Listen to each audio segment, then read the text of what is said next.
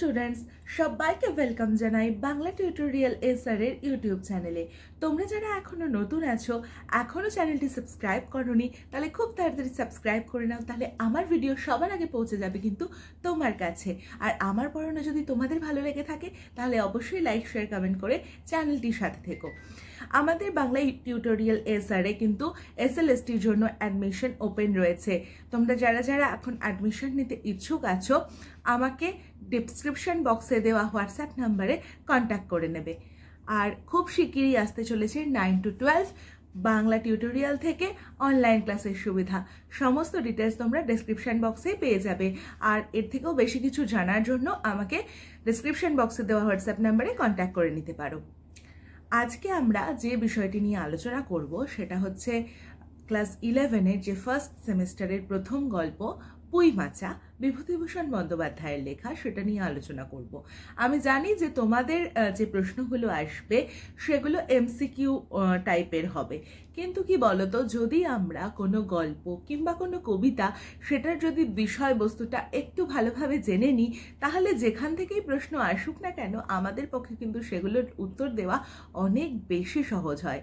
সেই জন্য আজকে প্রথম পর্ব থাকছে, এগুলোর নিয়ে আমরা বিষয়গুলোকে নিয়ে আমরা আলোচনা করব, চরিত্রগুলোকে নিয়ে আলোচনা করব, এবং পরবর্তী একটি ভিডিও আসবে যেখানে আমি পুরো টেক্সটটা থেকে তোমাদেরকে এমসিকিউ দাগিয়ে দেব। এই ভিডিওটা কি তোমাদের প্রয়োজন? সেটা যদি হয় তাহলে অবশ্যই আমাকে কিন্তু কমেন্ট করে জানাতে ভুলো না।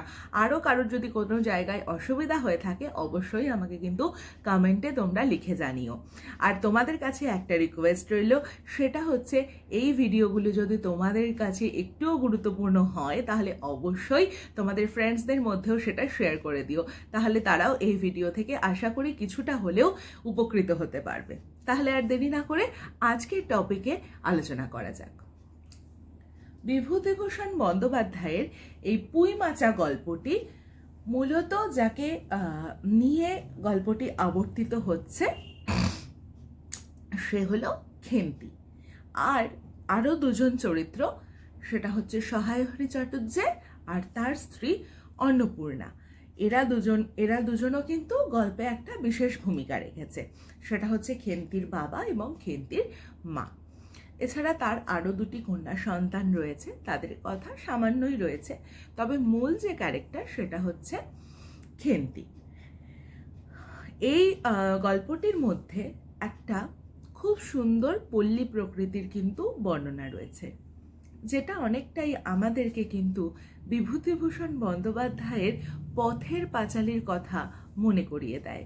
আর কেন জানি না খেন্তির চরিত্রটা যখন মনে আসে বা যখন খেন্তির চরিত্রটা যখন পড়া হয় তখন কেন জানি না বারবার সেই পথের পাঁচালীর অপু দুর্গার মুখটাই যেন বেশি করে ভেসে ওঠে। খেন্তির চরিত্রটা লেখক কি হিসাবে দেখিয়েছেন? খেন্তি হলো একটা 15 বছর বয়সী বাচ্চা এবং বাচ্চা মেয়ে। সে বিবাহযোগ্যা, কারণ সেই সময় মেয়েদের 15 বছর বয়সটাকে একটা অনেক বড় বয়স বলে ধরা হতো। এবং তখন যদি আমাদের সামাজিক প্রথাটাকেও কিন্তু বিভূতিভূষণ বন্দ্যোপাধ্যায় এই গল্পটার মধ্যে দিয়ে তুলে ধরেছেন। সেটা হচ্ছে খুব সংকীর্ণ মনা কিছু মানুষ সেই সময় আমাদের সমাজে ছিল, কিন্তু তারাই হচ্ছে সমাজের হত্যাকর্তা। একটা ব্রাহ্মণ বাড়ির মেয়ে খেন্তি, 15 বছর বয়স, তার বিবাহ হয়নি। হ্যাঁ, একটা পাত্রের সঙ্গে তার বিবাহ ঠিক হয়েছিল, কিন্তু তার বাবা যখন জানতে পারে যে পাত্রটির চরিত্রগত কিছু সমস্যা রয়েছে, সে অন্য পাড়ায় মহিলাদের সঙ্গে কিছু খারাপ কাজ করার জন্য মহিলাদের হাতে বেধড়ক মার খেয়ে 2 দিন ধরে শয্যাগত ছিল, তখন তার বাবা আশীর্বাদ হয়ে যাওয়ার পরেও সেই বিবাহটা ক্যান্সেল করে দেয়। এবং এতে সমাজে একটা খুব খারাপ প্রভাব পড়ে। তখনকার দিনে সমাজের প্রথা ছিল যে যদি অধিক বয়স পর্যন্ত, মানে এই 15-16 বছর বয়স পর্যন্ত যদি কোনো মেয়ের বিবাহ না হয় তাহলে তার বাবা মাকে সমাজ একঘরে করে দেয়। যেহেতু খেন্তির আশীর্বাদ হয়ে যাবার পরে সেই বিবাহ ভেঙে গিয়েছিল, তাই গ্রামের মাথারা কি বলেছিল যে তাকে উৎসর্গ করা হয়ে গিয়েছে। কিরকম একটা নোংরা প্রথা, হ্যাঁ, যে একটা মেয়ে যার শুধুমাত্র আশীর্বাদ সম্পন্ন হয়েছে, বিবাহ সম্পন্ন হয়নি, তাকে কিনা উৎসর্গ করে দেওয়া হয়েছে। গ্রামীণ যে ব্যবস্থা বা গ্রামীণ যে তৎকালীন সমাজ, সেটা তখন শিক্ষার আলোয় আলোকিত হয়নি এবং মেয়েরা যেন চিরকাল ধরে বাবা মায়ের সংসারে একটা বোঝা স্বরূপ হয়ে থেকে গিয়েছে, বিশেষ করে সেই সময়। আজকের দিনে দাঁড়িয়ে আমরা এই কথা বলতে পারি না, তার কারণ এখন মেয়েরা একটা ছেলের সমানভাবে তারা কাজ করছে এবং কোনো বাবা মাই, বিশেষ করে আগেকার দিনে দরিদ্র পরিবারে পিতামাতার কাছে মেয়েরা একটা বোঝা স্বরূপ ছিল। কারণ আর সবসময়কার জন্যই কোনো মেয়ের চাল চলন, হাব ভাব, এই সবের জন্য তার বাবা মাকে ভীষণভাবে কথা শুনতে হতো।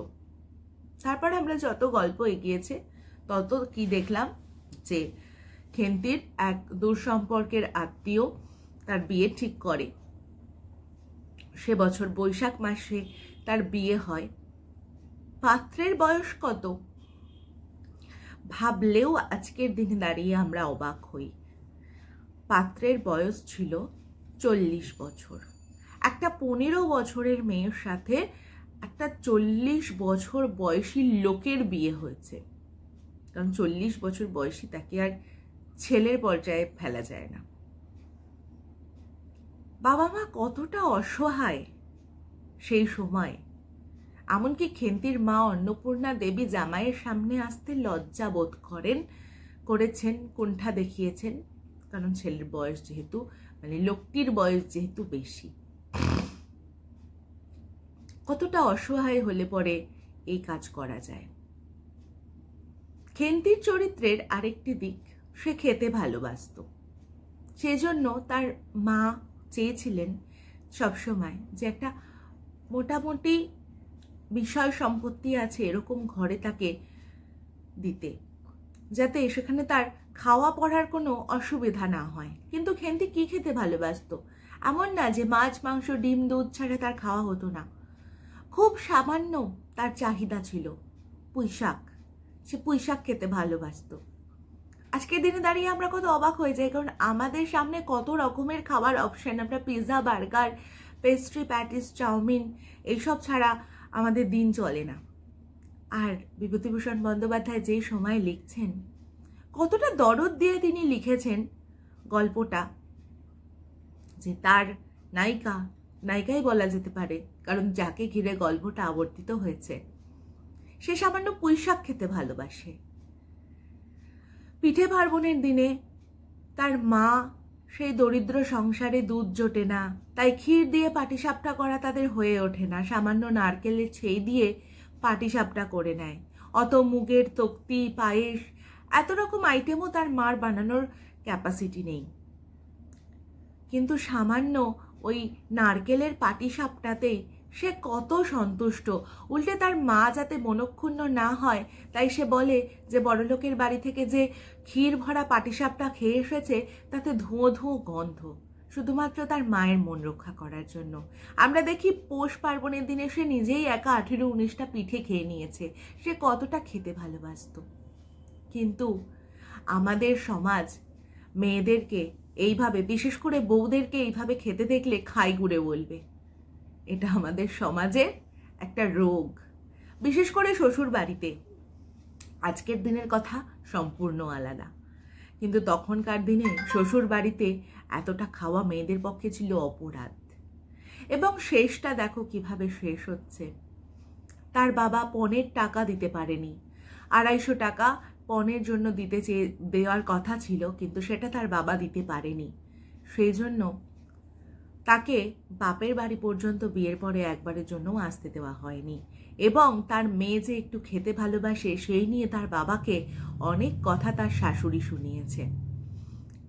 আর তার সাথে আমরা কি দেখি, শেষে যখন তার বাবা গ্রামের একজন মানুষের সঙ্গে তার মেয়ের শেষ অবস্থার গল্প করছে, কত স্বাভাবিকভাবে তার বাবা বলছে যে শুনলাম মেয়ের বসন্ত হয়েছিল, খেন্তি মারা যায়। কোথাও কোথাও মনে হয় যেন সেই রবীন্দ্রনাথ ঠাকুরের দেনা পাওনার নিরুপমার মুখটা ভেসে ওঠে, যেখানে পণের টাকা না দিতে পারার জন্য নিরুপমাকে মৃত্যুর মুখে যেতে হয়েছিল। খেন্তিও তাই নয় তো, তার কারণ তার মৃত্যুটাও কিন্তু অস্পষ্ট। শুধু তার বাবা শুনেছিল যে তার বসন্ত হয়েছিল, শুধু মুখে শোনা কথা, কারণ তারা মেয়েকে একবার শেষবারের মতো দেখতেও পায়নি। সত্যি কেমন একটা ধোঁয়াশা রেখেছেন লেখক এখানে। আর সেটাও তার বাবা কতটা স্বাভাবিকভাবে গ্রামের একজনের সাথে আলোচনা করেছিল। পিতৃত্বকে কতটা নিচে নামিয়ে আনা হয়েছে এখানে। বিভূতিভূষণ পিতৃত্বের যে একটা অসহায়ত্ব সেটা দেখেছেন, যে গরিব হওয়াটা যেন একটা পাপ, এবং গরিব হলে মনে হয় বেশি পরিমাণে বিশেষ করে মেয়েদের প্রতি মায়া মমতা এগুলো রাখা যায় না। তার কারণ শ্বশুরবাড়িতে পণের টাকা বাকি থেকে গিয়েছিল, এটাই হয়তো তার অপরাধ, যার জন্য হয়তো খেন্তিকে চিরদিনের মতো এই দুনিয়া থেকে হারিয়ে যেতে হয়েছিল।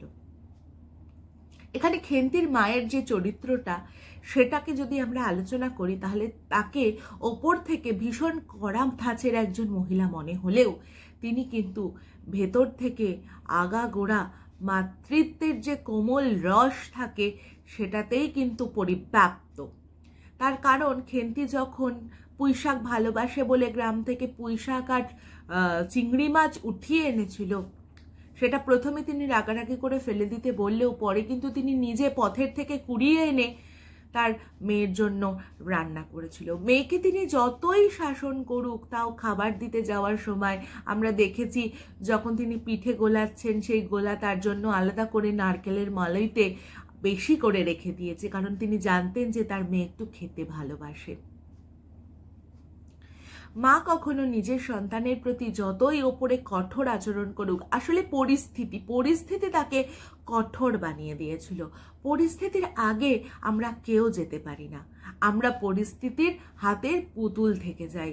তেমনি অন্নপূর্ণা চরিত্রটাকে ঠিক সেইভাবেই যেন লেখক রাঙিয়ে তুলেছেন। তিনি ওপরে নিজের অকর্মণ্য স্বামী, যে কিনা সারাদিন দুলে বাগদি পাড়ায় ঘুরে বেড়ায়, সংসারের প্রতি যার অতটা মনোযোগ নেই, সে চায় তার স্বামী কিছু একটা করুক। স্বামী তার সংসারের প্রতি উদাসীন এবং দারিদ্রতার সংসারের নিত্য সঙ্গী। সেইখান থেকে দাঁড়িয়ে তাকে ঠিক যেমন হওয়া দরকার, অন্নপূর্ণা চরিত্রটা ঠিক সেরকম। তার স্বামী তাকে ভয় পায়, এতে কিন্তু তার চরিত্রের একটা দৃঢ়তা প্রকাশ পেয়েছে। তার মেয়েরা, তার সন্তানরাও তাকে ভয় পায়। এবং গল্পের একদম শেষে আমরা কি দেখছি, যে খেন্তির লাগিয়ে রেখে যাওয়া সেই পুঁই গাছ ভাঙা পাঁচিলের পাশে বেড়ে উঠছে। অর্থাৎ কিনা এই পুঁই গাছ আর খেন্তি, এদের দুজনাকেই তো একইভাবে তারা যৌবনের লালিত্যে তারা যেন বেড়ে উঠছে। খেন্তিও যদি তখন থাকতো, কারণ খেন্তিকে দেখতে লেখক জানিয়েছেন খুবই সুন্দর। সে কিশোরী বয়সে তার রূপ সম্পূর্ণভাবে বিকশিত হয়েছিল, যেমন কিনা লাস্টে একদম পুঁই গাছটাকে দেখা হয়েছে। পরম যত্নে পরম মমতায় সে রোজ গাছটিতে জল দিয়ে গাছটিকে বড় করেছিল, কিন্তু দেখো তারা শেষ পর্যন্ত তার বাপের ভিটে আসা হলো না, সেই পুঁই গাছ থেকে আর পুঁই শাক খাওয়া হলো না। কতটা ব্যঞ্জনা রয়েছে এই গল্পটার মধ্যে। আর তার সাথে গ্রাম বাংলার সেই সময়কার তৎকালীন সামাজিক ব্যবস্থাটাকে, সেই নোংরা সামাজিক ব্যবস্থাটাও তুলে ধরা হয়েছে। তার সাথে এক অসহায় পিতামাতার অসহায়ত্বের কথা এই গল্পে সম্পূর্ণ আকারে বর্ণিত হয়েছে। আশা করছি তোমাদের এই গল্পের চরিত্রগুলোর বিশ্লেষণ বুঝতে আর কোনো অসুবিধা নেই। খুব শিগগিরই এটার এমসিকিউ পার্ট আসবে, আর কারা কারা এমসিকিউ পার্টের জন্য অপেক্ষায় থাকবে অবশ্যই কমেন্টে জানিও। আর আবারও বলছি, যারা যারা চ্যানেলটিতে নতুন আছো অবশ্যই চ্যানেলটি সাবস্ক্রাইব করে নিও, আর তোমার বন্ধুদের সাথে এই ভিডিওগুলো শেয়ার করে দিও। আমাদের এসএলএসটির জন্য অ্যাডমিশন কিন্তু ওপেন রয়েছে, ডেসক্রিপশন বক্সে চোখ রাখবে। আর খুব শিগগিরই 9 to 12 অনলাইন ক্লাস শুরু হয়ে যাবে। সেটার তোমাদের সমস্ত ডিটেলস আমি ডেসক্রিপশন বক্সে দিয়ে দেব। এছাড়াও যারা অন্যান্য তথ্য জানতে চাও তারা ডেসক্রিপশন বক্সে দেওয়া হোয়াটসঅ্যাপ নাম্বারে আমার সাথে যোগাযোগ করে নিতে পারো। আজকের মতো ভিডিও এখানেই শেষ করছি। খুব শিগগিরই দেখা হবে নতুন একটা টপিকের সাথে।